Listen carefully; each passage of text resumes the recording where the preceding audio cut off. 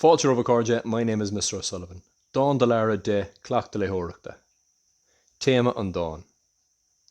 Is é dúlra téama an Dán seo Dán de Lara de le Mícheál ó Thartnéide. Sa Dán seo déanann an fille cur síos áilleacht an dúlra. Tá tócaí álann saor ó Lara an bhrón ag teastáil ón bhille dá inaon. Tá teachtareacht láidir sa Dán seo. Caithfimid ara a thabhairt an timpeallacht chun tócaí álann a bheith againn. Í bhána an Dán. Sa saol nó aimsire seo, déanamid dermad na rudaí atá timpeallaring. Sa Dán seo tá an fille ag iarraidh nár de hairngt áilleacht an dúlra. Úsáideann sé fritil mealtach nuair a dhéanann sé cur síos an bhásra. Foinseog trí hine, féir glas, scata nóníní, sú talún, blá sa fork.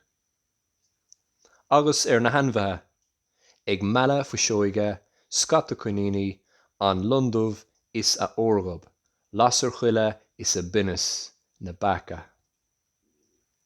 Tá an fille ag iarraidh orainn ara a thabhairt an dúlra álainn seo. Mothúcáin an Dáin. Is é grá an mothúcáin is láidre sa Dán seo. Mothíimid grá nuair a bheinaíonn an fille a inaíonn, go raibh áilleacht anama a máthair lé.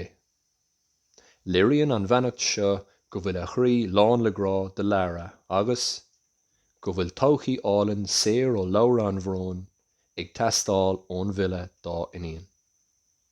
Feicimid grá an uile do mháthair Lara ag deireadh an Dán freisin, go raibh áilleacht anama do mháthair leat, is áilleacht ag an é.